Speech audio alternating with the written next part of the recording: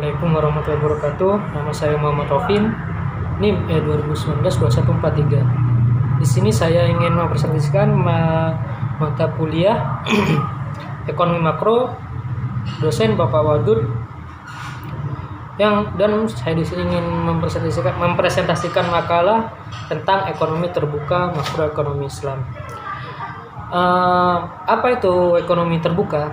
Ekonomi terbuka ialah perekonomian yang melibatkan diri dalam perdagangan internasional atau bisa disebut ekspor dan impor, yang mengimpor dan mengekspor barang dan jasa serta modal dengan negara-negara lain. Jadi seperti kita itu Indonesia mengimpor barang ke seperti Cina atau ke yang lainnya, seperti itu.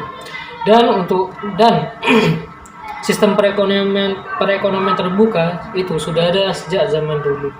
Tidak hanya ada pada zaman sekarang ini, beberapa abad yang lalu, para pedagang yang berlayar dengan kapal juga sudah melakukan kegiatan jual beli barang antar wilayah, padahal perekonomian saat itu belum berkembang seperti saat ini.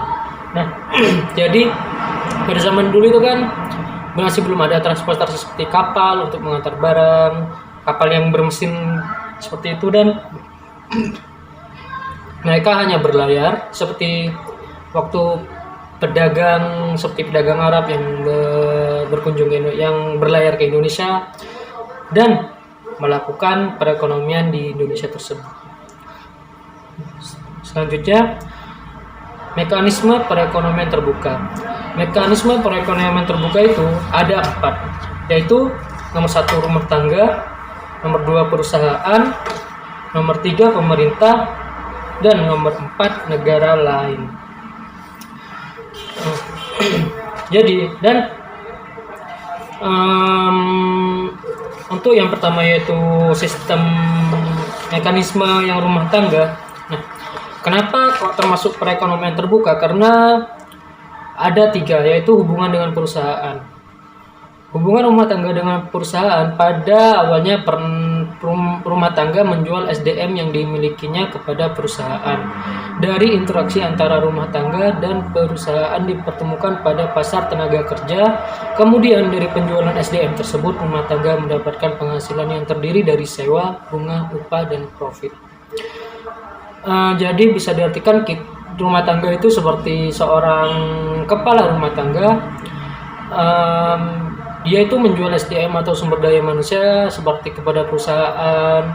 Nah, jadi istilahnya itu kita bekerja kepada perusahaan.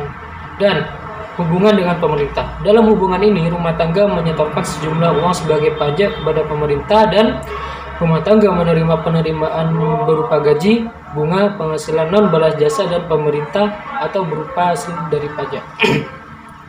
Jadi dari hubungan dengan pemerintah itu kita membayar pajak, seperti kita bayar pajak rumah, pajak sepeda, pajak kendaraan. Nah, seperti itu. Dan yang ketiga, hubungan dengan negara lain.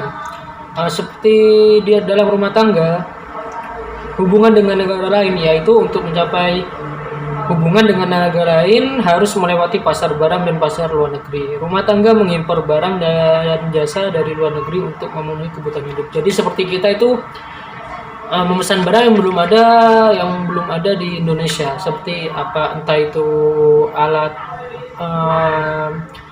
rumah tangga yang modern yang belum ada di Indonesia dan tapi sudah ada di negara lain, seperti misalkan Jepang membangun seperti itu, barang yang bagus lah, intinya ya canggih.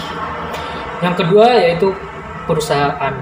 Perusahaan merupakan gabungan unit kegiatan yang menghasilkan produk, barang, dan jasa. Dan hubungan perusahaan dengan pemerintah, perusahaan yaitu membayar pajak kepada pemerintah dan perusahaan menjual produk dan jasa kepada pemerintah melalui pasar barang. Jadi perusahaan itu seperti anggap perusahaan makanan atau barang seperti elektronik itu, dan dia itu menjual kepada pasar, dan setelah pasti di perusahaan itu ada pembayaran pajak. Nah, jadi kita untuk disetorkan pajak itu kepada pemerintah. Dan hubungan dengan negara lain. Hubungan perusahaan dengan negara lain, perusahaan melakukan impor atas produk barang maupun jasa dari luar negeri melalui pasar barang dan pasar luar negeri. Dari hasil penjualan tersebut, perusahaan mendapatkan laba atau keuntungan. Jadi dari perusahaan itu dia mengirim barang seperti perusahaan atau pabrik Indomie yang tentu kita tahu sudah tersebar di beberapa negeri, seperti ada di Arab, di Cina, dan di Korea, dan seperti itu. Nah, yang ketiga, pemerintah. Pemerintah bertindak sebagai pembuat dan pengatur kebijakan masyarakat dan bisnis. Hubungan pemerintah dengan rumah tangga. Hubungan pemerintah dengan rumah tangga, pemerintah menerima setoran pajak dari rumah tangga untuk kebutuhan operasional, pembangunan, dan lain-lain untuk membangun negaranya.